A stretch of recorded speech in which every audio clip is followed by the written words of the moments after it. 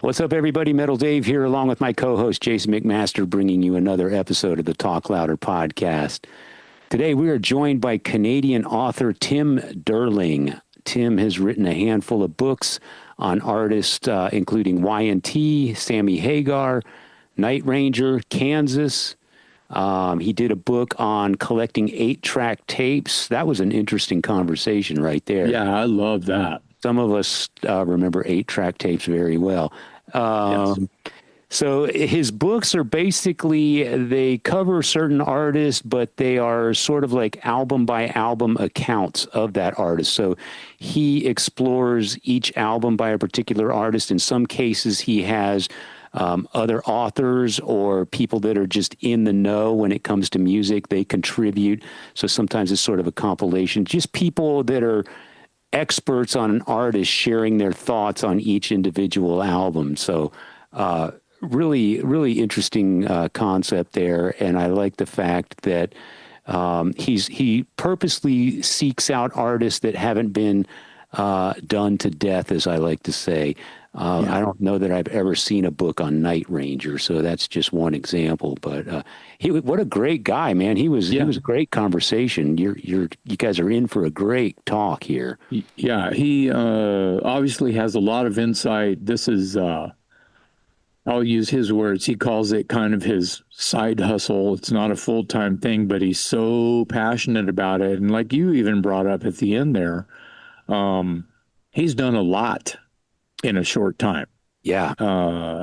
5 books, or how many books does he have? I think he's got, let's see, Y&T, Night Ranger, Kansas, Sammy Hagar, and the 8-track book. So yeah, that's 5 books. Done. I think he's only been doing it for 4 or 5 years. Yeah.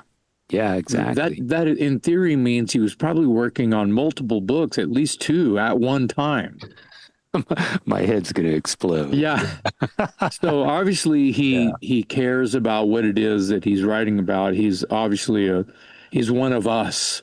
So if hardcore Talk Louder fans, if you understand people who collect rock things or have an awesome record collection, or just even have an awesome record collection, this is a guy that you're going to want to get into conversation with, or at least hear us pick his brain a little bit. Tim Durling is awesome. He's very talented, and it was great having him. Couple things we didn't even touch on with him because the conversation was going so well, it could have gone on all week. But a couple of his books, the foreword on one of his books was written by Martin Popoff, who we've had on the show. Martin is a very well-known Canadian journalist, hard rock and heavy metal type guy. And another one of the forewords was written by Sean Kelly, who you and I remember from Crash Kelly, and he's been a member of Coney Hatch now for a number of years. And also the cover art to Tim's Y&T book, I meant to ask him about this, was done by Hugh Syme, who is known for his artwork. His artwork has graced the cover of Rush albums. Yeah, of course. So there's a Canadian contingent going on there by some really well-known people who are also in the know. So Tim is surrounding himself with credible people that have contributed to his book. So he's doing some great work, and you guys should check it out. Yeah, he's also got a YouTube channel, by the way, Tim Durling's Vinyl Confessions, I believe is what it's called, where he kind of does the same thing via video. So look for his name, Tim Durling, TimDurling. Tim Durling, today on the Talk Louder podcast.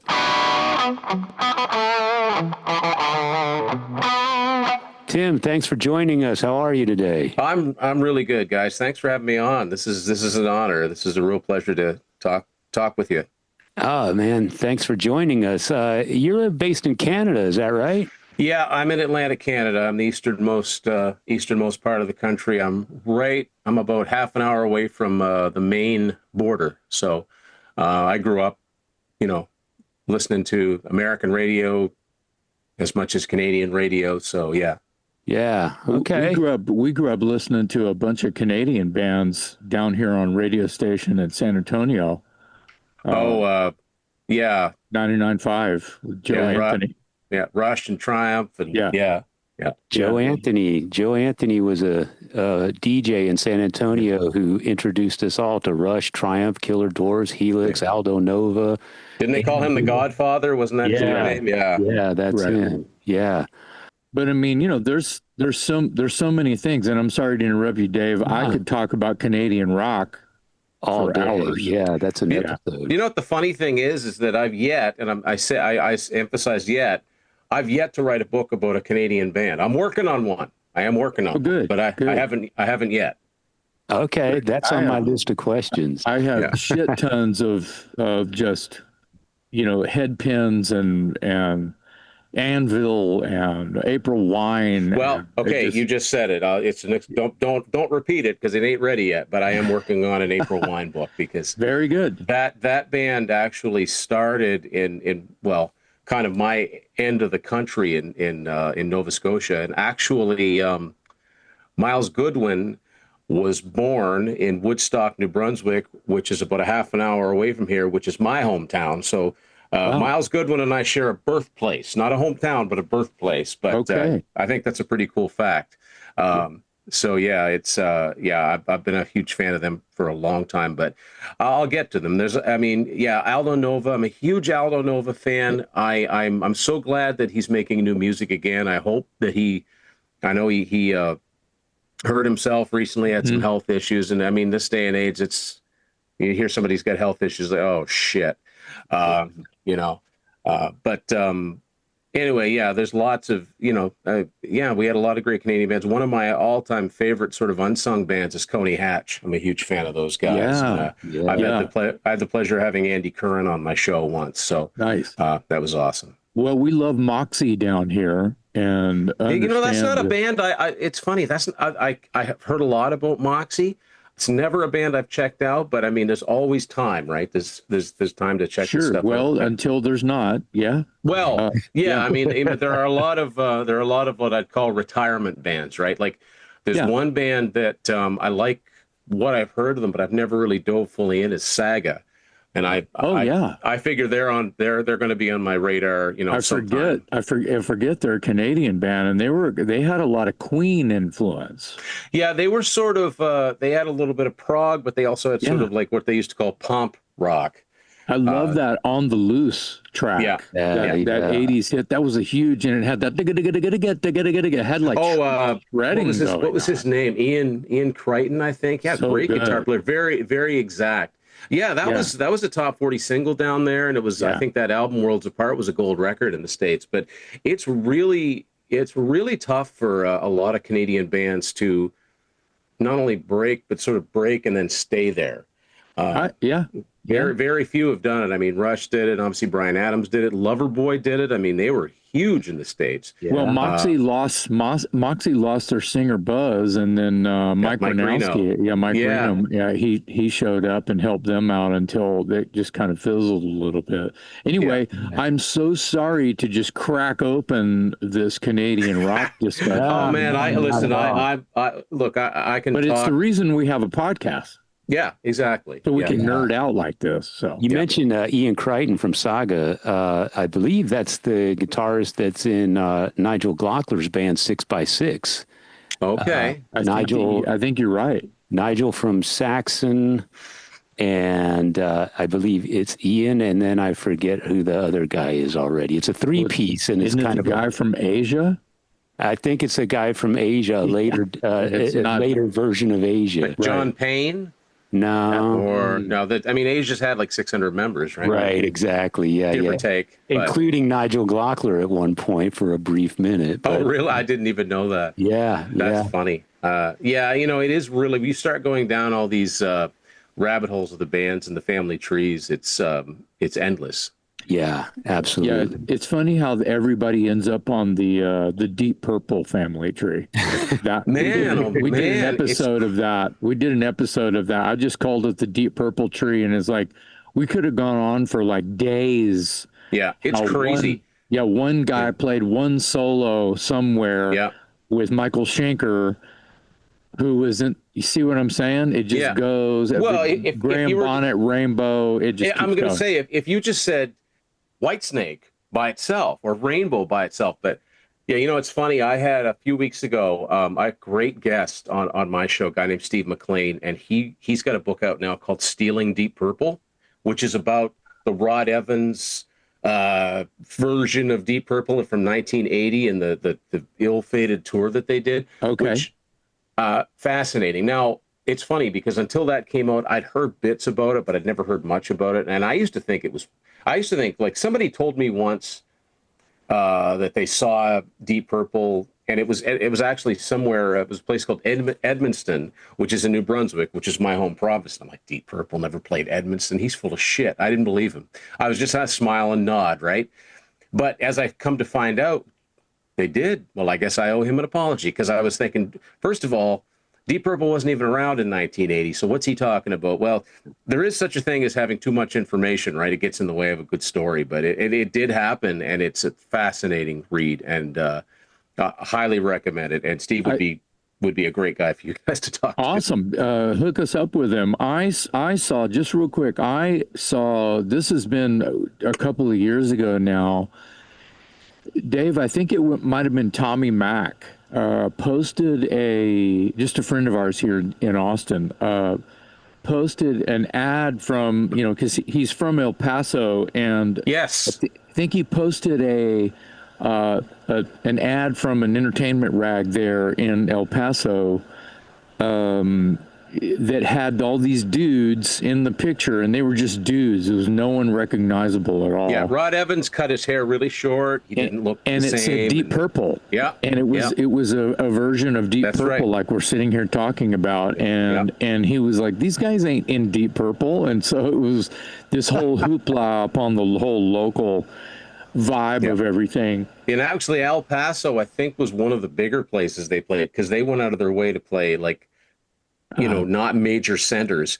And really the turning point is when they played Long Beach, because that's by that time, because I mean, information traveled slower back then, right? It was 1980.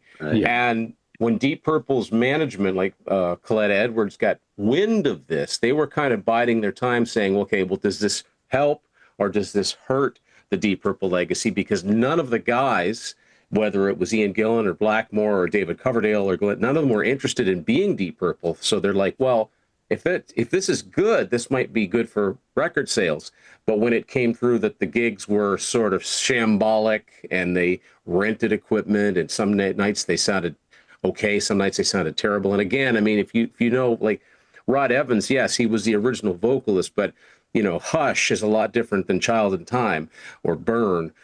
So it was fascinating, but it was like, in this day and age, it's nothing to have multiple bands with the same name, but it's always, such and such featuring, it's very, very, they have to be billed in a very specific way, but they were just flat out going out as Deep Purple, and people were expecting to hear, Mark II lineup, and instead they got not that. Right. Yeah. Well, we want to talk to you today about your books. You've written a number of books you've done books on Y&T, Night Ranger, Sammy Hagar, Kansas. You've done a book on collecting 8-track tapes, which I want to get into because that's an interesting topic. But I wanted to ask you, first of all, what criteria does a subject need to meet for you to be interested to pursue it as a book? I got to be not emotionally invested. I got to be really interested in it. It's got to be something that's near to me, near and dear to me. It really started by complete accident. I mean, it all started about a little over 4 years ago because, 4 or 5 years ago, I had no books. Now I've got 5, and I'm just on the verge of releasing a 6th one. So it really fell into place by accident. And the first one, my 8-track book, Unspooled, started. Part of it was based on an idea that I'd had all the way going back to the mid 90s, because I've always been sort of a collector of formats. If I like an album by a band, I want to get as many formats as I can.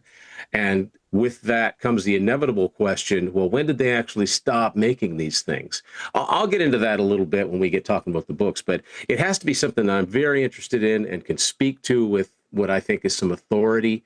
And after that book, all the books that I've done have been on one artist or one band. And I try to do books on bands that haven't had 1,000 books written about them because, it's timely as we're filming this. I mean, I'm a huge Kiss fan, but what am I going to write about Kiss?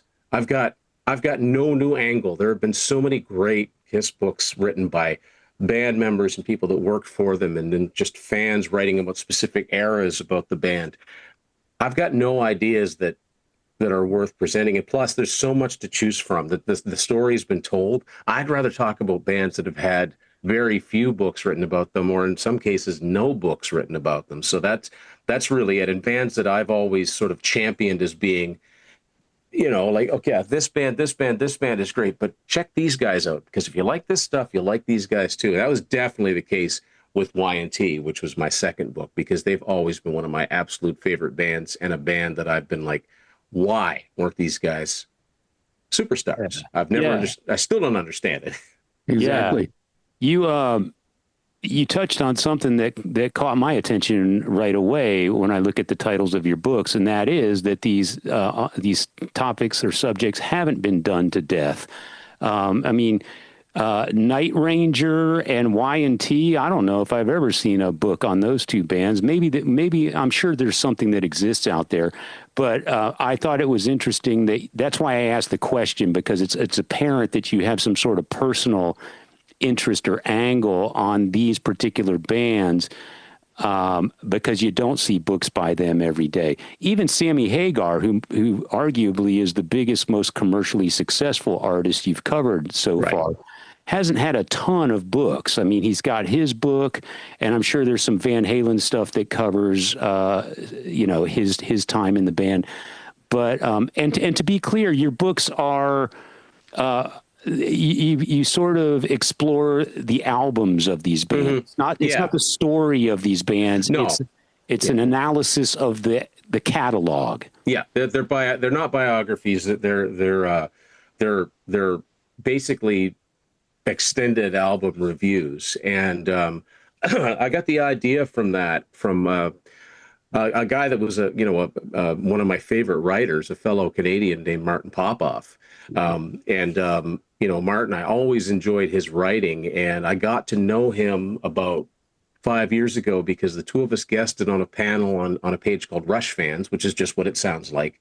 And I don't even remember what the topic was, but Martin and I were both on there. So that was the first time I actually met him. So that's once, Zoom became a priority. I always say, like the quarantine and stuff like that, it was a bad thing, but I mean, this was a kind of a nice side effect of it, byproduct of it.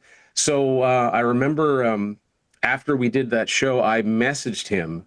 I said, well, while it's fresh in his mind, I'm going to message him and say, hey, Martin, we did the Rush Fans show. Would you be interested in coming on to my show?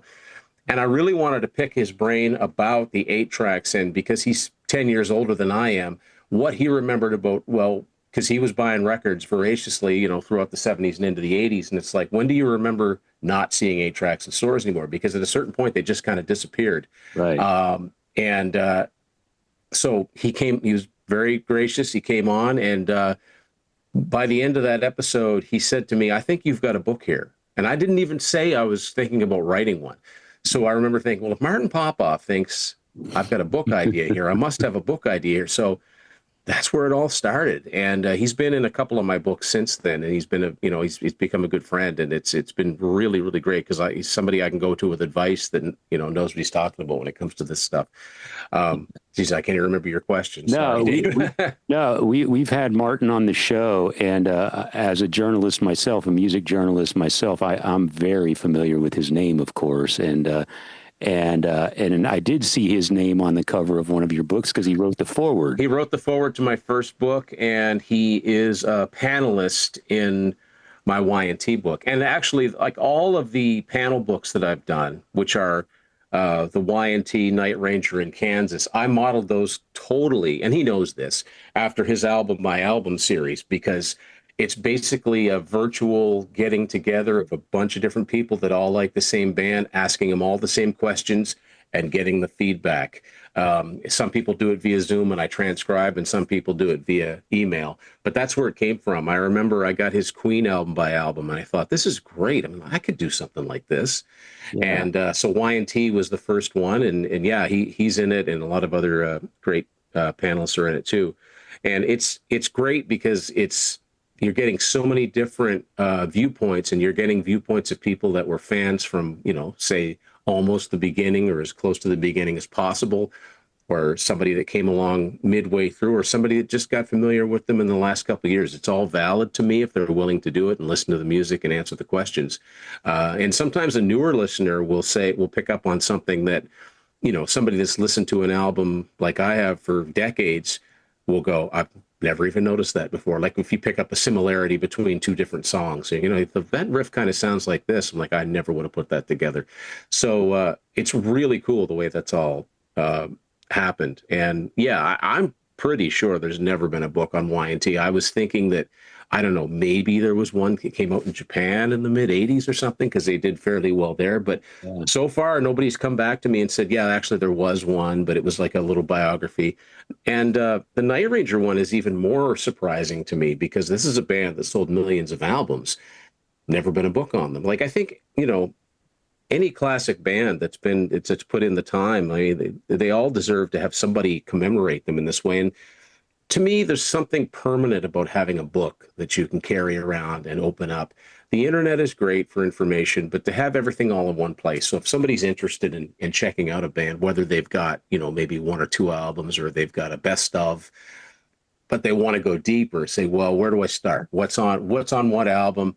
And when you read one of these chapters, you kind of get an idea of what kind of album it is. Like, well, that sounds like one of their lighter albums. That sounds like a heavy one. I think I'll start with that. Or, and then the Sammy Hagar one, yeah, he's got his own book. He's got his, cooking book, and there's different ones. But I don't think that there's ever been a book that just talks about his solo career, which is pretty vast. I think most people don't realize just how many albums he's done over the years. So, so that was, and how many songs he's written for other people. And good point. And that is something that I talk about in each chapter of that book when it's relevant, because he's got a lot of songs.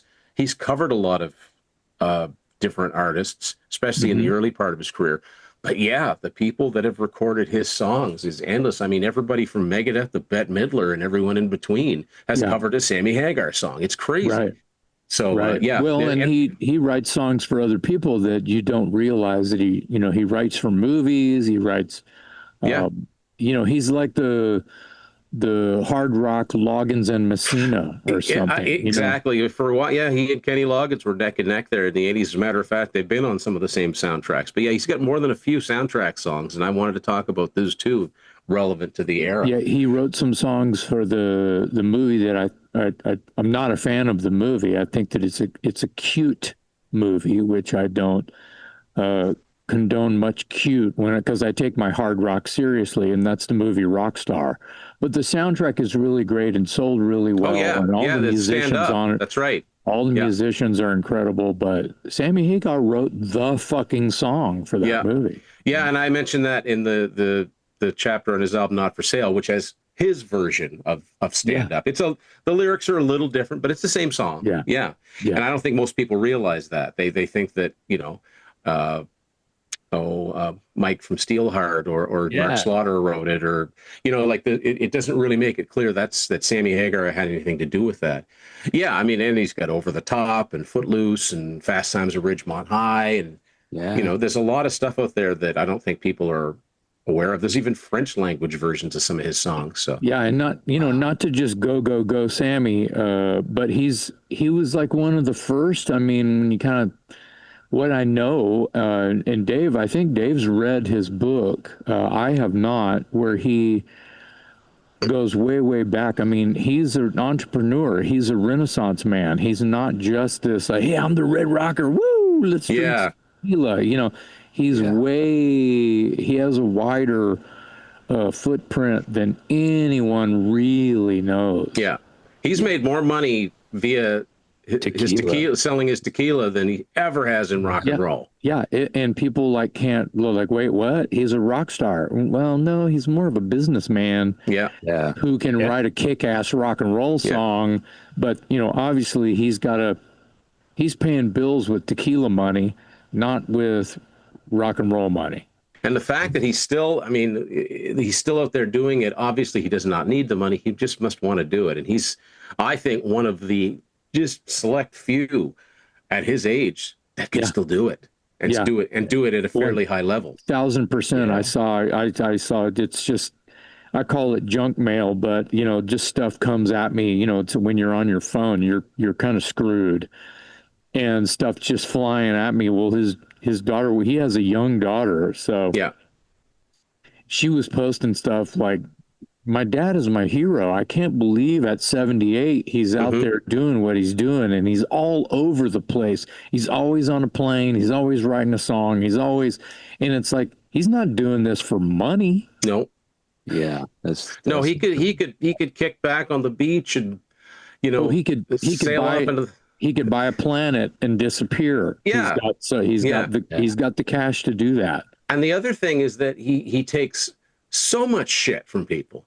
I mean, to this day, it's the same old thing. Like, in the Hagar haters are the most unimaginative bunch because they've all got the same line. Oh, he ruined Van Halen and he did this and he did that. And it's like, get over yourselves, guys. It's been 40 years. And I always think, I can only imagine what it would have been like had the internet been around in 1986. I mean, it would have been vicious. It still is. I mean, it's like, who hurt you people? What did he do to you personally? I can understand if you don't like his music, you don't like him and Van Halen, okay. But they make it personal. They make fun of him. It's like, I don't get it.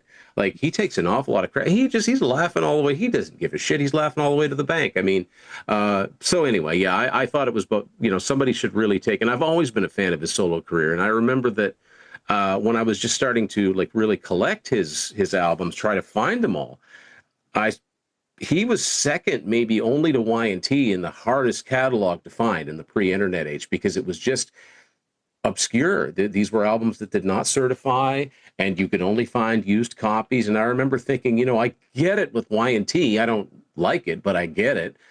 At the time, I remember thinking, Sammy's the singer in one of the biggest bands in the world. Why can't I find his albums? So I always remember what a struggle it was. And I talk about that because to me, there's something special about, I think everybody can relate to, you're trying to find something, you look for a particular album, and there it is. It's fun to find stuff online and finally get, that eBay notification. Hey, it's here, bid on it or whatever. But to find something in person, in the wild, here it is, it's mine now.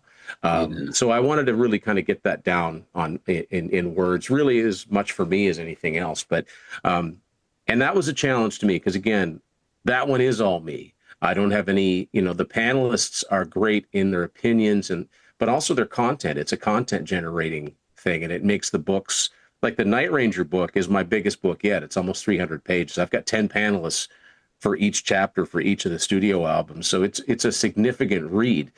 The ones that are just me are quite a bit shorter, but they tell the story too. So when you say panelist, you're talking like your book is comprised of input from other authors, right? Yeah. They could be authors, or they could be people I've met via YouTube that have their other YouTube channels. They could be friends of mine that I know like the same bands. It's really who wants to do it, and it's also finding people that are knowledgeable enough that it can speak to it. I had a surprising, well, not surprising, I guess I shouldn't say that. It was easy for me to find people to talk about the first 3 Night Ranger albums.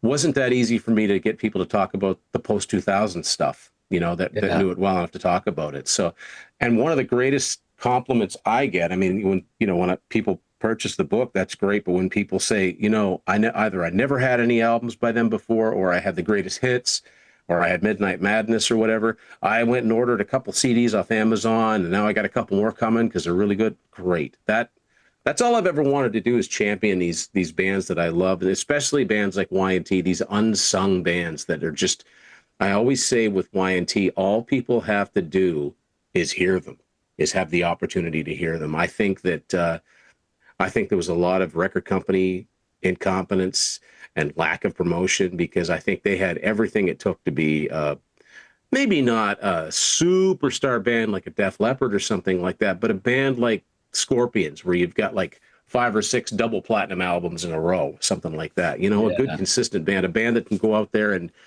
headline, you know, fairly big places, not be a special guest or not be one of the bands before the headliner. I just think that they were at another, they had a higher level than what they ended up doing. Although, I mean, my respect for Y&T goes back to when I was probably 18 and 19. My one of my bands was covering Black Tiger, Hurricane from Earthshaker, you know, the heavier, the more Main gnarled Street. up. No, we didn't do Mean Street. That was where they kind of was almost too much harmony on it, you know. Oh, okay. So it started to not be as metal sounding. Right. Hurricane's a vicious rocker.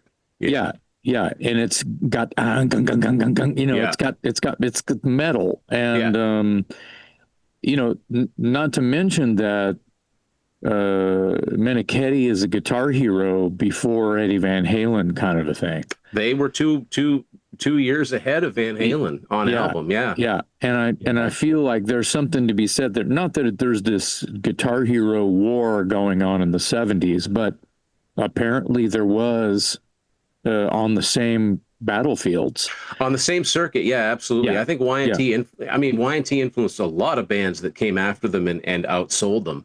Right. Rat and Dokken and Motley Crue and they it's been about 6 years now. They put out an excellent documentary called On With the Show. It's one of the best rock documentaries I've ever seen. I mean, I've been a fan of theirs for decades, and I learned stuff from it.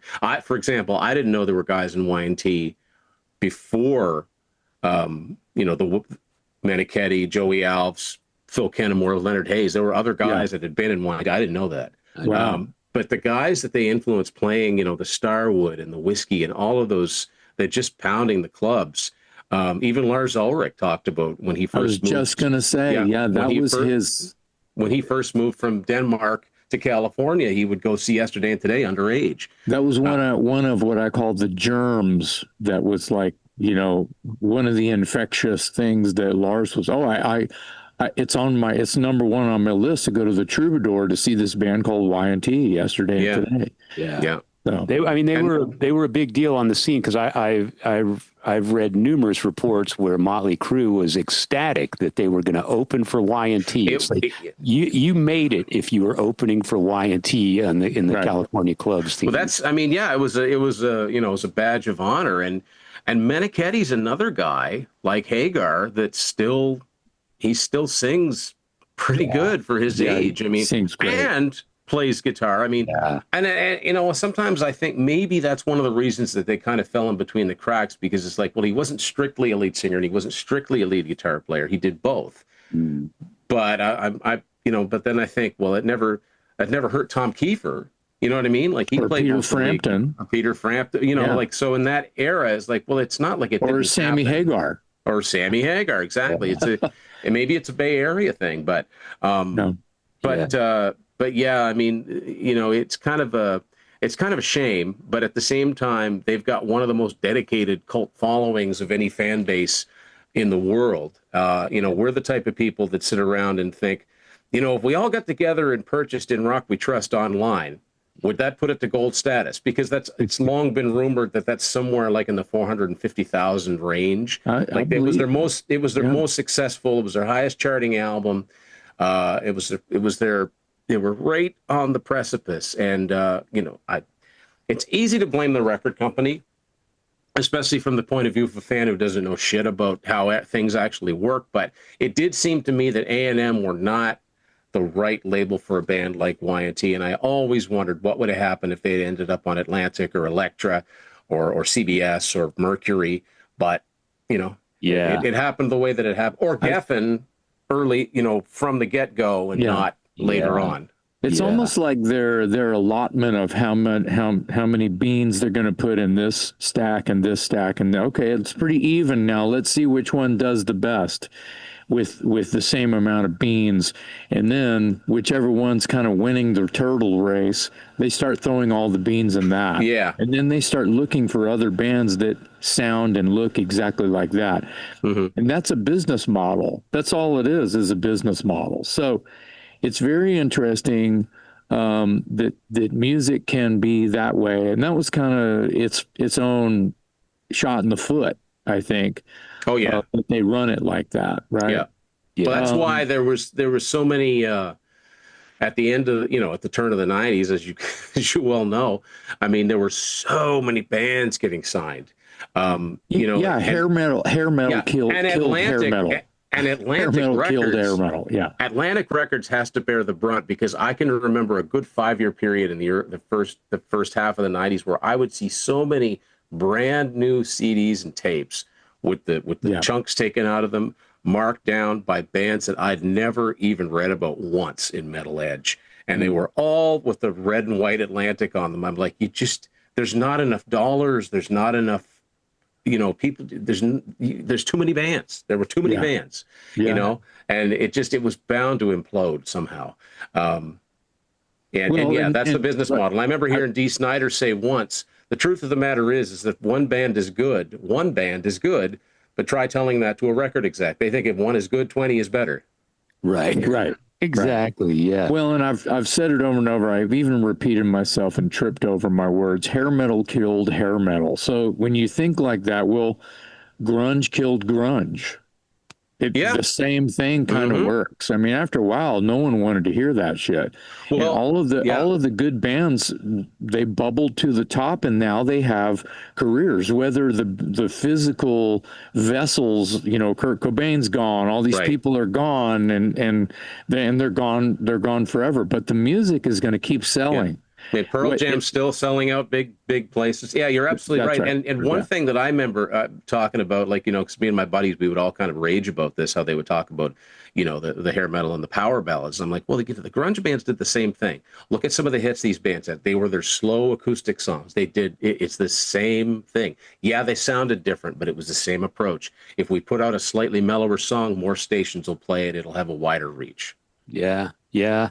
I can hear that. I'm thinking Soundgarden. We all first heard of them big time on the massive mainstream with Outshined, a sludgy rocker, and then a couple years later it was Black Hole Sun. Black Hole Sun, yeah, which is a much more moodier, sort of slower paced, down tempo song. Lest we not forget that bands like Soundgarden and Nirvana, for instance. They were in a van touring the States as early as 1986 and 87. That's right. Yep. They were on there. Yeah. They were on like Sub Pop or something, or SST or something.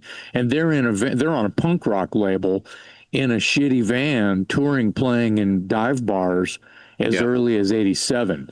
Meanwhile, Guns N' Roses is at work doing their thing, trying to figure out what they're doing. And these guys, whether it be in the future, just a couple years later, it's called grunge. They're fans of Guns N' Roses. They've played gigs with Guns N' Roses. So there's this whole new movement thing that's happening.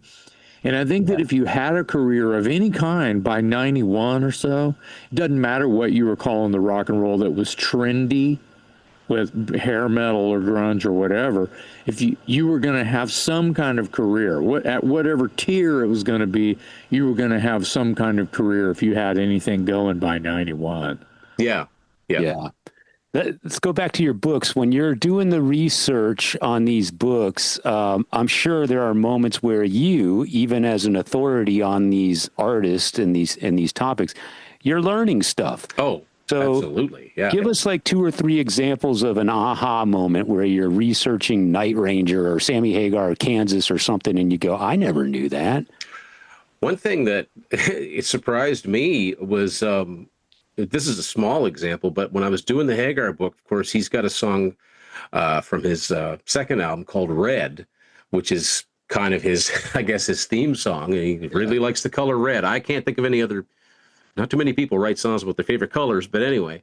And it's a pretty it's a pretty heavy song. I mean, because I mean, Sammy Hagar's early Capitol stuff was all over the place stylistically. You know, some of it you'd call yacht rock today. Some of it's you know, sort of boogie rock, and then some of it is, I don't know what that is, but, and then some of it is just good hard rock. And Red was one of those hard rock songs. In 1980, there's a version of it done, and I hinted at this earlier, but by a guy named Johnny Hallyday. Now, Johnny Hallyday, a lot of people don't know him. He was a huge rock star in France.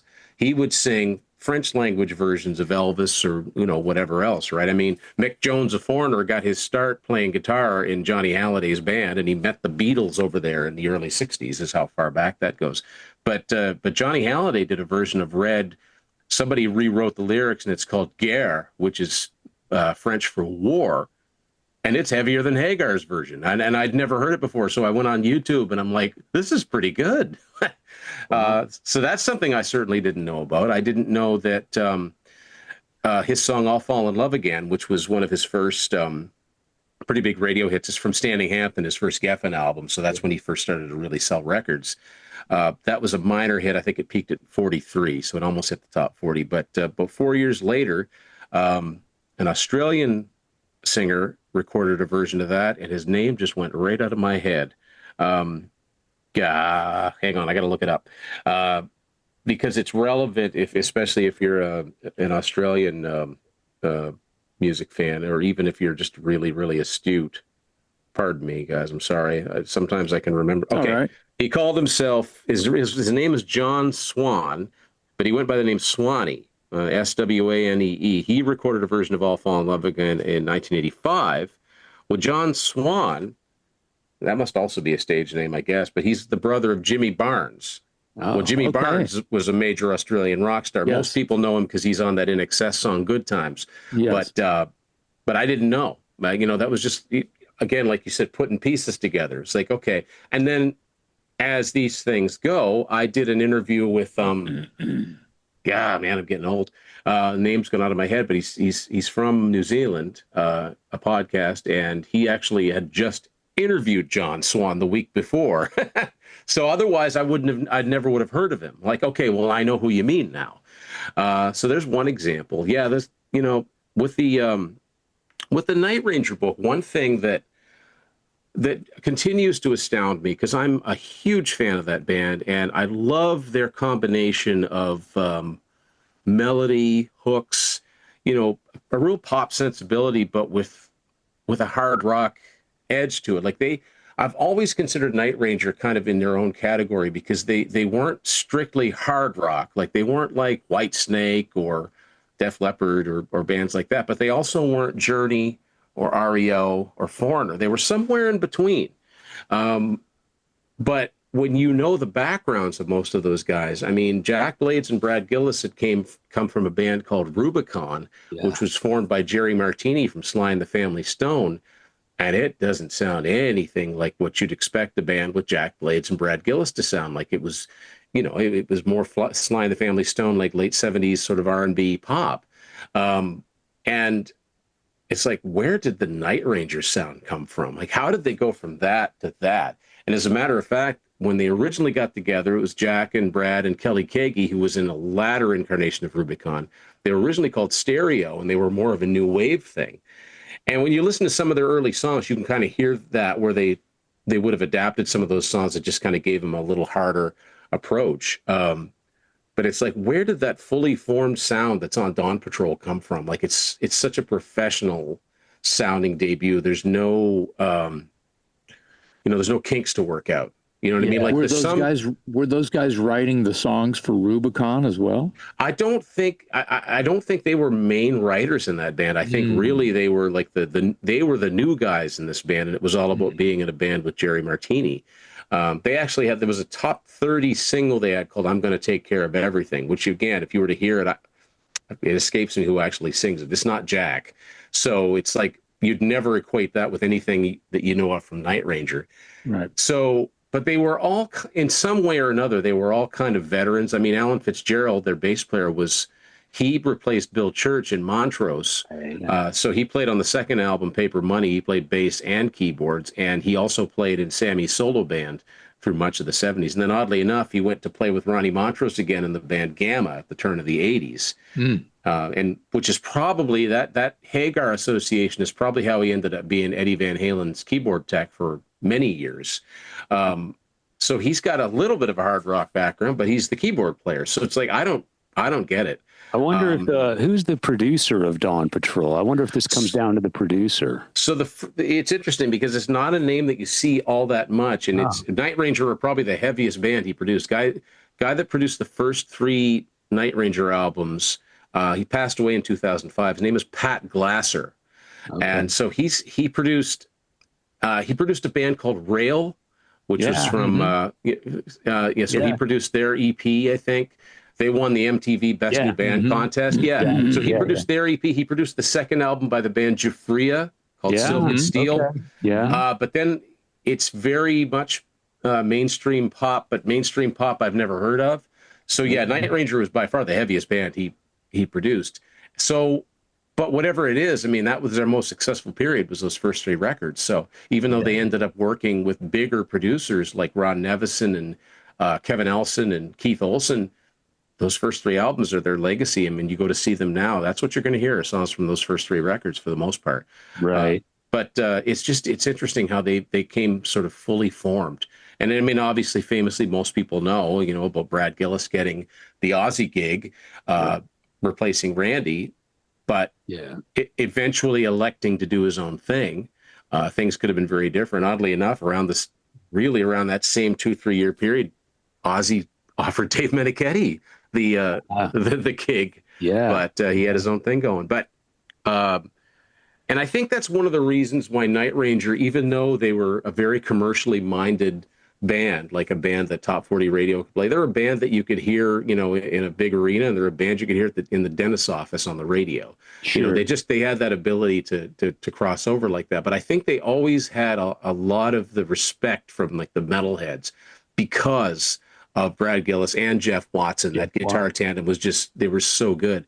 And plus, I think that once you've been an Aussie guitar player, it's like you're sort of anointed by the metal gods, and you will always be remembered as, he played with Ozzy. Right. I mean, think about it. Jake E. Lee was in Ozzy's band for what, 3 years? Right. And that's the first thing. Jake E. Lee, he was in Ozzy's band. Well, I mean, some people will say Badlands, but for the most part, it's like, Bark at the Moon, Ultimate Sin. So I think they sort of had that respect where people are like, man, that's wimpy. Yeah, but did you hear that solo? That sort of thing. Yeah, I agree with you. I think the love from the metal fans is right down to Brad Gillis and Jeff Watson. And you'd see them on the cover of Guitar Mags all the time. You know? So I think ripping. people knew who they were. I mean, they were amazing guitar players, but they were very complimentary to the songs that Night Ranger did. That's another thing. They played for those songs, and you could, as complicated as they were, you could sing those solos. Yeah. Tell me, let's talk a little bit about your 8-track book. It's called Unspooled, and it's about, I guess I don't know if you'd call it an art, but let's say the sport of collecting 8-track tapes. Is that fair? Yeah, it kind of. It's funny because, I've always, like I said, I've always been like a format collector, and it's never been cool to collect. Vinyl collecting has kind of always been cool. It's kind of cool to collect cassettes again. A lot of new albums are coming out in that format. And then that's obvious. Cassettes, that's the format I started with when I really started, buying albums on my own. Same. But 8-tracks, like I'm old enough to remember when 8-tracks were around and in stores. I was born in 74, so I can remember the turn of the 80s, like cousins of mine would have like Blondie and the Cars, and I'm pretty sure the first time I heard Back in Black was one of my cousins had the 8-track. I think that's when I first became aware there was a band called AC/DC. Yeah. But after that, you just didn't see them anymore. And I always kind of wondered when they stopped making them. But then I found out, if I may jump in, I'm sorry, Tim. My first car was a hand-me-down, but it wasn't that old. Had an 8-track player in it. Mm-hmm. Me and my younger brother, we had a boom box, but it was an 8-track. an 8-track player Yeah. boombox, Yeah. and it was made by General Electric. And we loved that thing. I think it had a radio on it that we never fucking used. We were always listening to an 8-track on there.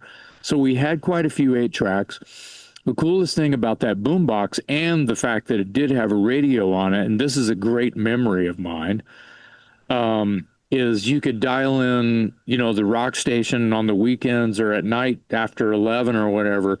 They would have King Biscuit Flower Hour, Yep. or the Westwood One Yep. program, right? Yeah. You could dial in that, and I remember here, I used to have one of my favorite like 8-tracks that I recorded on that little boombox. It had record function. Is you could dial in, a program such as King Biscuit Flower Hour. I recorded UFO and Saxon live from one program. Yeah. And it was like 8 songs from each band. And in my little Subaru car, listening to the 8-track player, I wore the shit out of that homemade 8-track Yeah. of UFO and Saxon taken from the boombox recording function. Yeah. And it was the coolest thing. But I had a lot of Triumph on 8-track. I had a bunch of Kiss on 8-track. And so, when this was happening, when 8-tracks were really kind of meaning something to me, it was because that I either had the convenience or the inconvenience, you pick, of it being, 79, 80, 81, and I'm driving around this Subaru listening to fucking 8-tracks. Yeah. And then eventually they start to fall apart. You get bummed whine. out because of the brakes. the fade out, and then the big, and then the shotgun sound, and then it was obnoxiously loud. fades back in, and that's why I feel that was the true death of. I don't have your book, so I don't know if you get into probably some of the true death reasons why it wasn't a great format. Yeah, that's what I wanted to know about the book.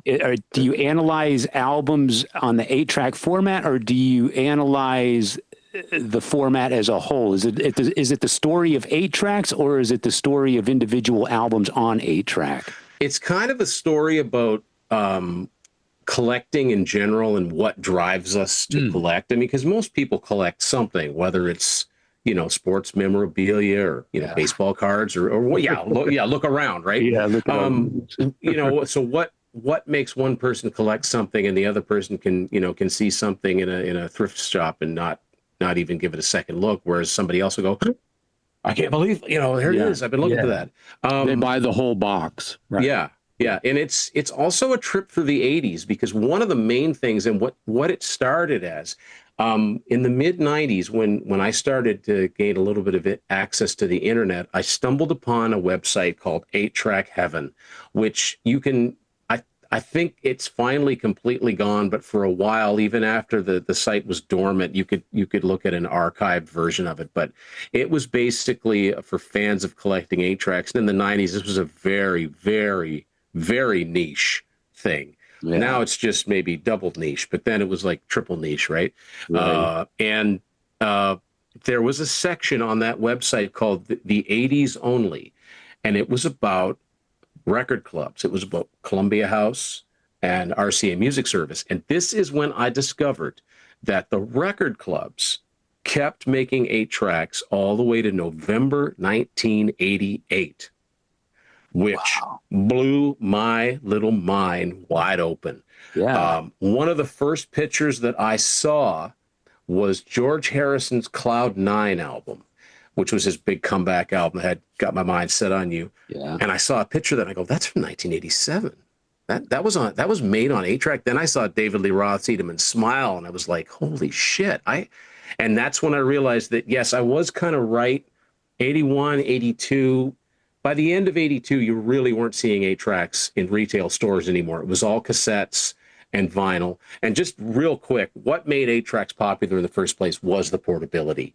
You could stick a player in your car, your truck, and you could drive around and listen to the album you wanted to listen to at that moment. You didn't have to wait for a song to maybe come on the radio. And Jason's absolutely right. Yes, I think people do forget this. You could record off the radio onto blank. You could buy blank 8-track cartridges in the stores, just like you could with cassettes and Sertron or whatever brand.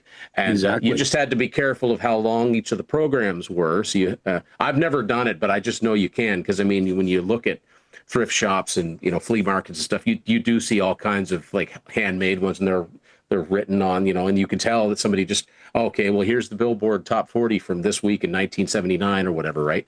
So getting back to later on, by 82, you were not seeing 8-tracks in stores. Cassettes, I guess, my understanding is that when cassettes first came out, they were of even worse quality than the 8-tracks. Like, they would not last. So 8-tracks were a little bit more durable, even though there's certain things people remember, if they remember them at all. One is the big chunk between the programs, the 4 programs, the fact that they would split songs in half, the fact that the songs would often be out of order. I've come to learn why that is, and that is in the book. There is a chapter on basically what made them tick, which is a really weird technology. And the reason that they were called 8-tracks is because they had 4 stereo programs. So left and right times 4, I guess, is where they arrived at 8-tracks. Yeah. So you had this thin little piece of tape, and program 1, okay, so it's like this. And then you go to program 2, it makes a quarter turn. Program 3, another quarter turn. Eventually, it would start to bleed a little bit. So if you recall, that's often why you'd hear 2 songs at the same time, or you'd be listening to one song and you'd hear, I think I hear something else in the background.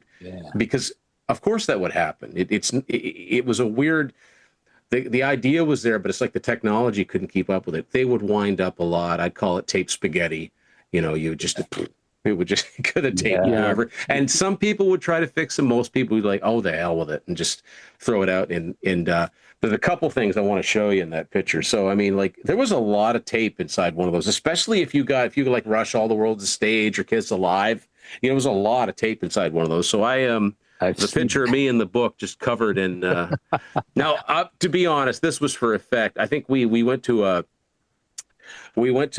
thrift store and bought a bunch of like Charlie Pride and gospel 8-tracks, some sacrificial lambs, if you were, so we could take them apart for the photo op. But something else that came out, and I remember I had an aunt and uncle that had one of these, probably circa 82.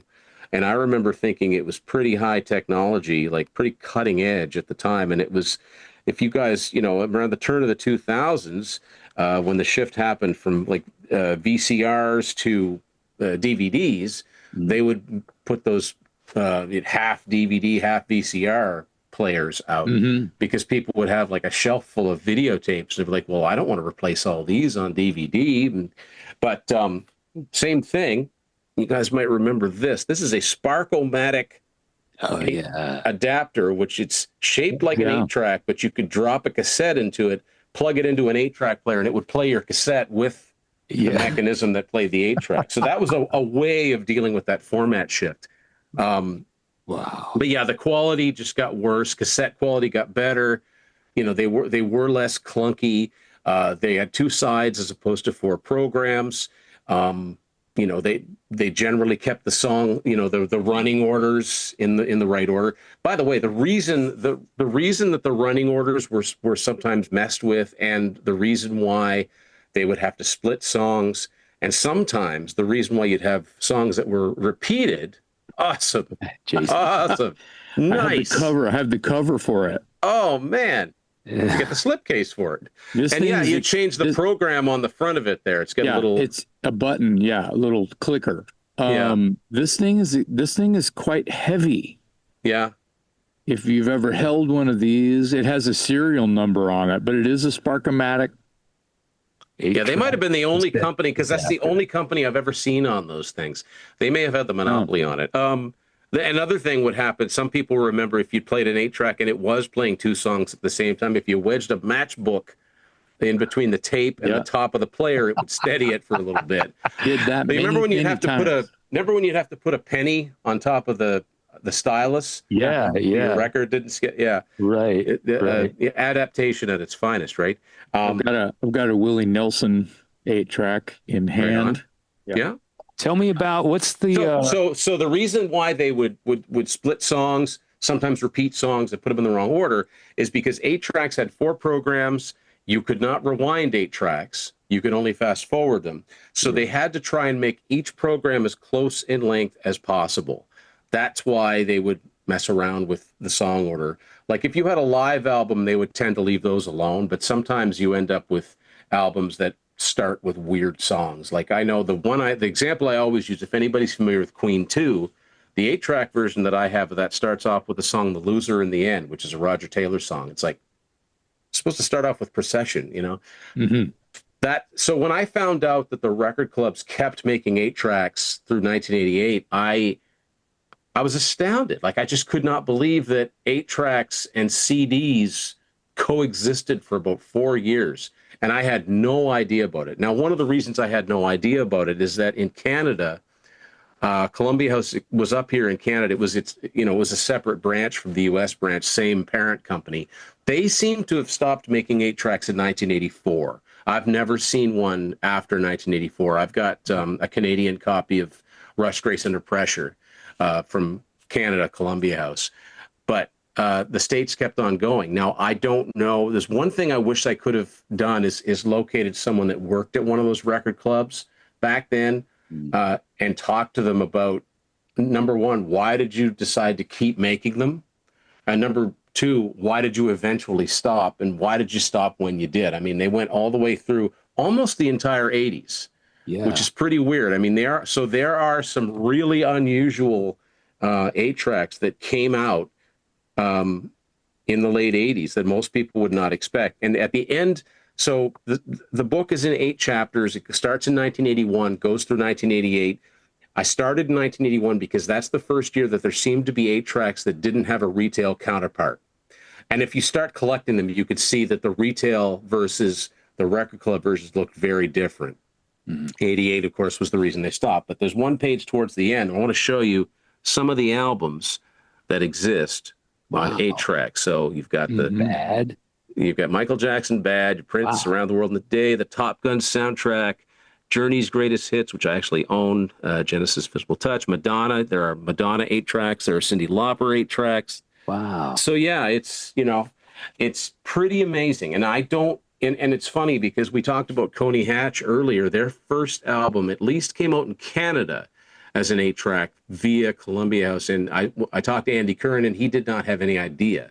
So he's like, I'll be looking for that now. I said, well, so if I get into a bidding war on eBay with one other person, I'll know who it is. Yeah. Right. So yeah, it's weird. Like U2's The Joshua Tree, and it was hit and miss because some bands seemed to stop. Some bands didn't have any. Like, for example, there are no Twisted Sister 8-tracks, and yet there are a couple of Rat ones. Yeah. Figure that out. They were both on Atlantic Records, right? So, if you're into collecting a band and you're into collecting their entire discography and all the formats, inevitably you're going to get into this. Well, what's the last album that came out on 8-track? So, yeah, it's a lot of people are like, I had no idea. Martin Popoff had no idea, and here's somebody that knows a lot about music. So I'm like, this is where I want to start. But Martin was really, what he suggested was, yes, make it about that. List all the known titles that exist, but put some personal stories in there. Get some stories about collecting in general. So I've done that. So there's stories about like Julian Gill, big Kiss FAQ, has written a ton of Kiss books. He contributes a chapter on Kiss collectors who are crazy. We know this. Right. And just there's a lot of personal nostalgia. It's a little bit of a trip through the 80s. And what I call this book more than any other of my books, it's a coffee table book. This is a book that you can give someone that you have no idea what to get them, but they like music. And then you're like, what is this? And then they'll open it up and think, oh, that's cool. And I have to give a shout out to my good friend, Matt Phillips from Go North Design, because he has designed all of my books. And they they look fantastic. They look amazing. And they're really well laid out. This is the only book of mine that's in full color.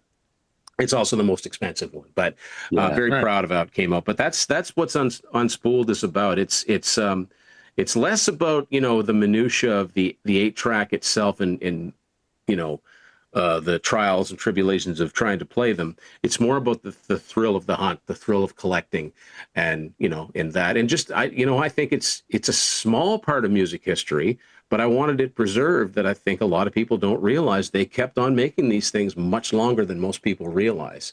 Yeah. Why does that matter? I don't know. And it's like, why do you think that's so fascinating? I don't know. It's like, but I do. Yeah.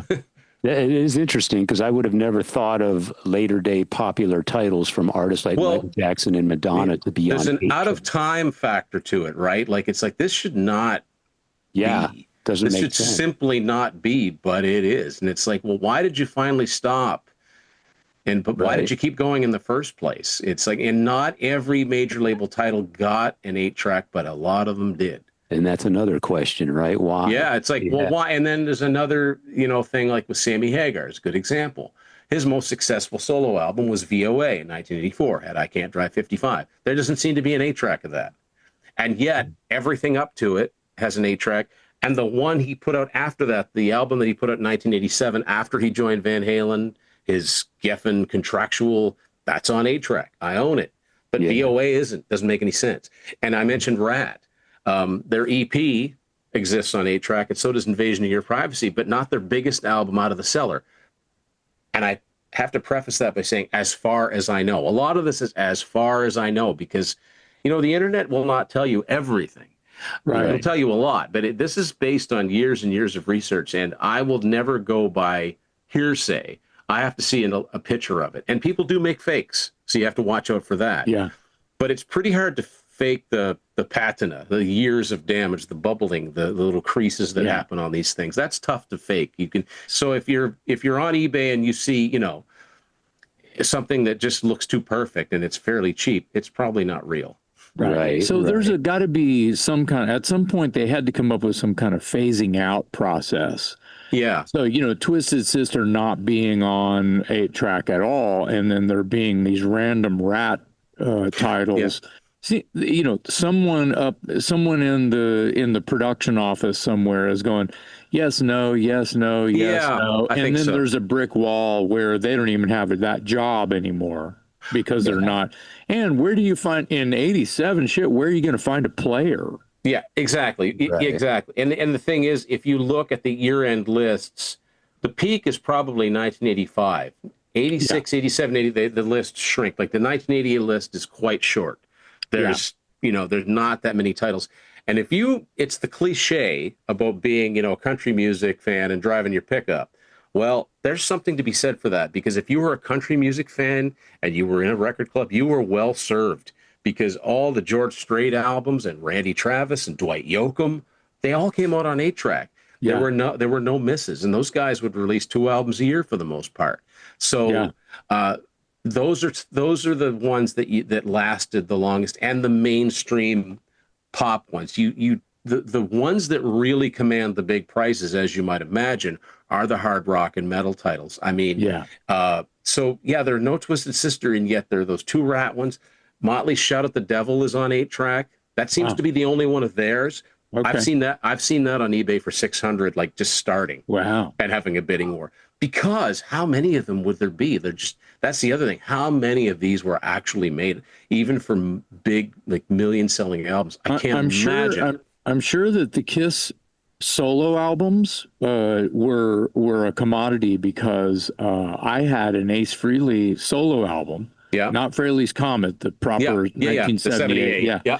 Had it autographed, and I don't have it here. I actually contributed to my buddies. He had a shrine of Kiss stuff, autographed sticks, and just a bunch of cool Kiss shit with lights inside of it. And I said, put this in there. That's like a, open and Yeah. And that was kind of important for this. This should be in this shrine next to your Kiss pinball machine. I'm not going to listen to it. It's just going to get dusty at my house. I wonder if he still has that. But the point being that, when cassettes were I remember it being like 83 and 84, and I'm going, well, I guess I need to buy a cassette boombox because I don't have any other way to rock out in my piece of shit car that doesn't have a cassette player now or I had wrecked the Subaru with the 8-track player, Right. which my 8-track days were gone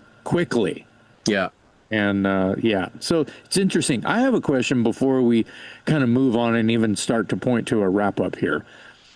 How I have some laser discs, and I'm trying to figure out a way to get rid of fucking laser discs. Yeah. I have one. I bought, and it's I have one too that many. Yeah, it's one that I bought because I knew of them. I never knew anybody that had a player, and I only knew of places that rented movies on Laserdisc. I really didn't. They were an interesting format. They were essentially 12-inch CDs, right? But I found out that, in 1990, of course, in 1990, Night Ranger had broken up. Damn Yankees' first album was out. But MCA put this album out called Live in Japan, which I just happened to see pop up in a store, and I bought it. Well, come to find out that they put out a Laserdisc in Japan because they were still fairly big in Japan by the end of the 80s. They did a live concert. They put it out called Japan in Motion. The album was called Man in Motion. But all MCA in the US did was take the audio from that and put it out as a CD and a cassette. Oh, wow. So I looked on eBay and I found a laser disc of it. And I thought, well, this is the closest thing I'm ever going to find to a vinyl version of this album. So I bought it. But as for what to do with them, I would say put them on Discogs and try to sell them because there are, they were an interesting format that I actually watched the documentary on. And the reason they never took off is because they were fulfilling a need that the public really wasn't asking for, even though they had better quality than videotapes. Not much. But what did people like about VCRs and videotapes? Just like you were talking about with the 8-tracks, you could record shit. You didn't even have to be home. You could set the timer and it would record, I don't know, Falcon Crest or whatever show that your mom wanted to watch. But I have the Star Wars trilogy in the big black cool box. Oh, see, you can find a buyer for that. On Laserdisc. So somebody's going to want to. Anybody interested? Hit me up. Holla. Or and I have a Queen, eBay. Yeah, I have a Queen greatest hits. All the videos on Laserdisc. Yeah, and those are probably my prize. Yeah, that's pretty cool. I mean, that's two examples right there, just real quick back to 8-tracks. As far as Kiss and Queen, 1984 is where it stopped because Animalize is the last Kiss 8-track and The Works is the last Queen one. Wow. But even though there's albums that came out after that fit within that time period, that's another example. Well, what made them stop then? Which is why in Unspooled, there is a section towards the end where I write about 5 albums which could exist. Here's why they could exist. Here's why they probably don't. But when you're getting into bidding wars, see, there's 2 Kiss 8-tracks I need, Creatures of the Night and Lick It Up. But you're not just competing with 8-track collectors. You're competing with Kiss fans. So it's like double-edged sword, right? That's so war. You're going to be, it's whoever's got the most bucks, right? That's war. And it would amaze you what some of these go for. A band that only their first 3 albums exist on 8-track and they never even made it to that sort of record club only phase is Iron Maiden. So the first album, Killers, Number the Beast, they are on US Capitol 8-tracks. Those go for hundreds and hundreds of dollars. Wow. When one comes up for sale. It's always a bidding war to the bitter end because it's Iron Maiden on freaking 8-track, right? Yeah, you're competing with a very rabid group of fans. That just has to have everything Iron Maiden, right? It doesn't matter what it is. So. Right. Same thing with Kiss. You just have to have everything. Mm-hmm. Do you feel like your themes in your books and, being about bands that, shoulda, coulda, woulda have been bigger? We actually, one of our earliest episodes years ago was about that exact thing. Do you feel like your books and even the tie-in with the Unspooled, I'm sorry, is that what it's called? Yeah. Unspooled. Do you feel like that nostalgia thing is more or less what you're writing about and the love you have for these bands that you really care about as a fan? Do you feel like it's a little bit of a guilty pleasure here, or do you feel like you're I'm not saying self-serving because you're a fan and you want to write about things that you think, and even getting the endorsement of or the heavy suggestion from someone as awesome as Martin Popoff, that's enough right there to go, oh, well, he thinks I've got something here and I love his stuff. So Yeah. I respect this person. So it's exactly what, I mean, I just think I'm romantic like you, all of us here, about what I'm trying to turn into a question. You feel like this is, you know, like you said, coffee table book. Well, what is a coffee table book, and who is going to be in? I mean, I'm bored sitting here at the dentist office. I'm going to pick up this coffee. Holy shit! And then they miss their appointment because they're enthralled at this. That's the person I want to write a book for. Yeah. You feel like there's something in there? Yeah, no, I know what you're saying, and the nostalgia thing is very strong, right? Because none of us are getting any younger, and we're losing our rock and roll heroes. Yeah. So it's like it becomes very real when that happens. In every one of my books, I always, in the introduction, I always say, here's how I first heard of them. Because when I wrote my Night Ranger book, I can picture it plain as day. It was in the summertime, 1984. I was at a playground, and it was a school, but it wasn't the school I went to, but it was a school about 10 minutes away that had this huge playground with a great big slide. And so sometimes we'd go up there. And I was up there. There were these older kids that had a boombox, and I heard this song, something about motoring, coming from the boombox, and I liked it right away. But I was too shy to ask them who it was, and maybe they wouldn't even know who it was. I don't know, but I do remember that's the first time I ever heard Sister Christian, the first time I ever heard Night Ranger. Wow. So I talk about that, and I talk about finding this weird. There used to be this show on PBS, on public broadcasting. The folks that bring you Sesame Street, 3-2-1 Contact. Sure. But there used to be this show called Color Sounds in at least the early to mid '80s that would play videos for half an hour.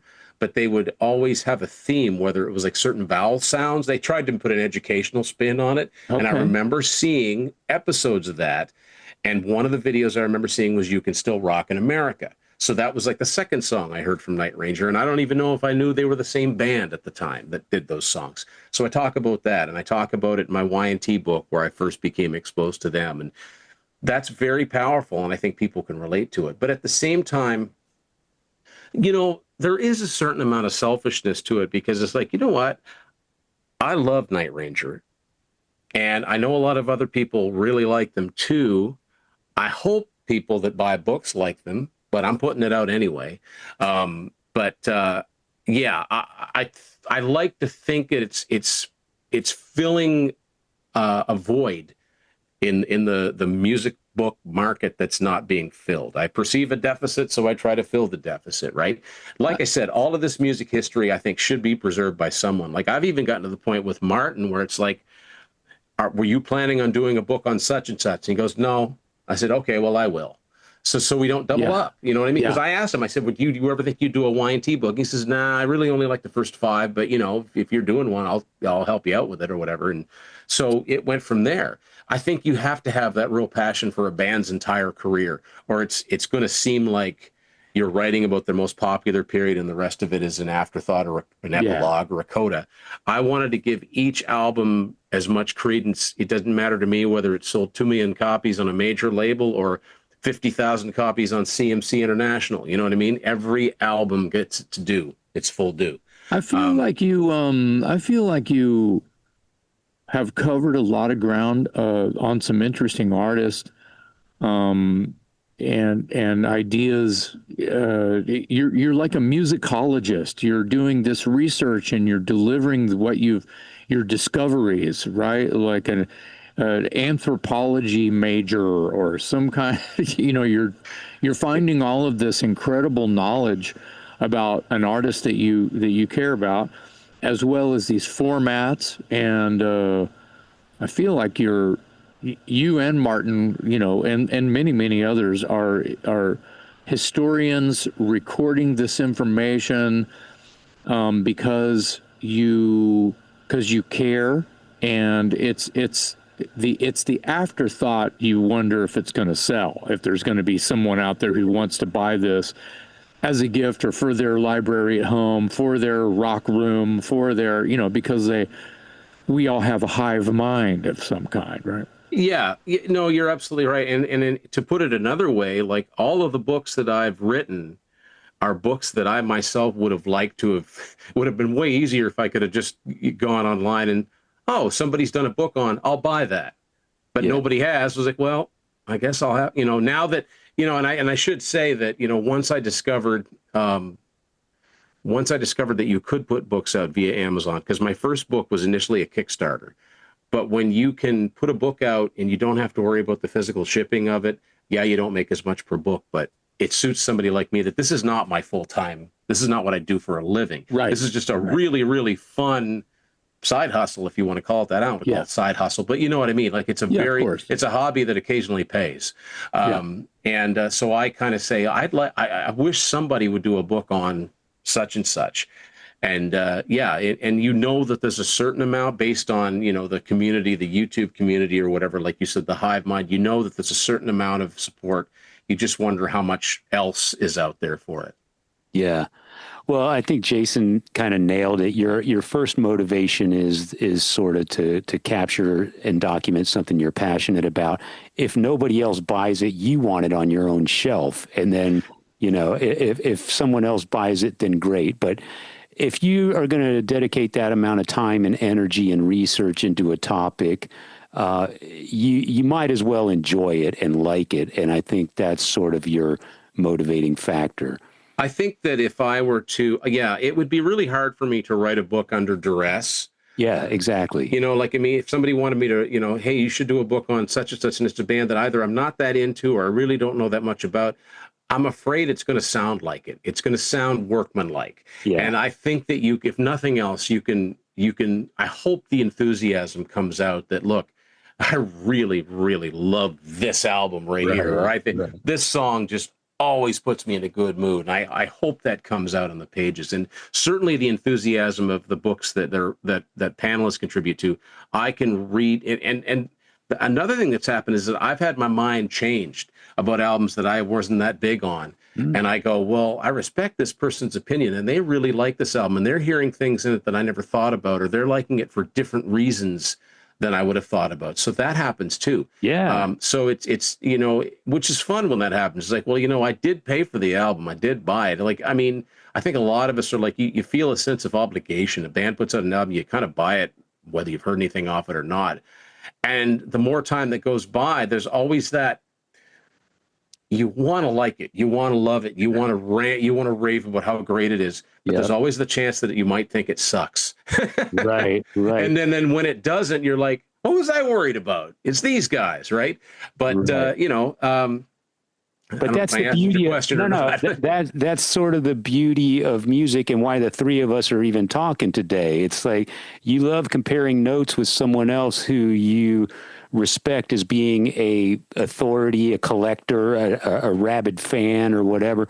And I've been in that boat, I'm convinced that an album by an artist I like is just kind of, I just dismiss it, and 20 years later, somebody keeps raving about it and I go back and give it a listen. And granted, now my ears are 20 years older and I'm hearing it differently or whatever, but you can become convinced over time, that maybe something is better than you thought it was, but you wouldn't have that perception if you weren't talking to people that are well versed in that artist or that genre or whatever. Exactly. It would be languishing on my CD shelf, never to be touched again. And I've got it. Do you have it? Yeah. Do you listen to it? No. Yeah. Yeah, you're absolutely right. And that's great when it's like a hidden treasure that you've had all along. And some albums are growers, there's some that are very immediate. Now, sometimes that means that you burn out on them. Sometimes it means you like it forever. Yeah. And then there's some that just grow on you over time. And you're like, what was I not hearing for 15 years that now it's like, this is just fantastic. And there is, you're even within liking the same band. Yeah, you do change. Yeah, your perception changes of something over the years. Maybe it's just whatever more life experience that you have. But it's all documenting that journey. A lot of that is in there in these books too. It's like, I didn't care for this album, blah blah blah, or I played this album steady for the first 2 months it was out. Now when I go back to it, not really the best thing that they've done. That kind of thing. Yeah. Oh, I think we all can say that about certain artists or albums or whatever, but yeah, absolutely true. Well, Tim, we could talk to you all day long, man. It's been great getting to meet you, and it's obvious you're a fellow rock enthusiast, and we always love talking to people like you. That's why we have this show. So we do appreciate you being here with us today. Again, your books are on Y&T, Night Ranger, Kansas, Sammy Hagar, and collecting 8-track tapes. It sounds like an April Wine book is somewhere down the road. Rumor has it. Rumor has it, yeah. So yeah, I encourage everyone to go take a look at these books. Obviously written by an enthusiast, and I'm sure you'll learn something, and interesting that you kind of go album by album with these various artists. And you've done a lot in a short time. I didn't realize you've only been doing this 4 or 5 years. So it's crazy. It's crazy, but if I didn't have some really good friends to help me with the design and help me with the proofreading, it wouldn't, they wouldn't look as good, they wouldn't read as well, and I wouldn't have this many. So yeah, one man does not make a book. And I've come to realize that, when all of this learning about music information, it all goes back to me just getting a cassette and pouring through the liner notes. I've always done that. Yeah. And this is just and you just remember the photographers, the mastering engineers, who do they thank? What companies what instruments do they play? Yeah. All of that, right? Who's co-writing, if there's co-writers, all of that stuff. So now when I look at a thank you list, I'm like, I get it. It takes a lot of people to make something good happen like this. So yeah, I've been incredibly fortunate, and I've had a lot of people. I've done quite well for an independent author, and I certainly and it's all been made possible by shows like this show that gives me an opportunity to talk about this stuff. So it's always great to talk to just like people that just get it. It's not like, oh, I think that band sang that song there. It's like, no, you can get right to the minutia of the hardcore fan stuff, right? Yeah, we're all about minutia here on the show for sure. Well, Tim, thank you so much for your time, man. It was great, educational, and really enjoyed learning about your books. Everyone watching or listening, his name is Tim Durling. That's Durling. Tim Durling. Look up his books: Y&T, Night Ranger, Kansas, Sammy Hagar, and Unspooled, the book about 8-track tapes. So, Tim, thank you so much for your time. On behalf of my co-host, Jason McMaster, I'm Metal Dave, along with our special guest today, Tim Durling on the Talk Louder podcast.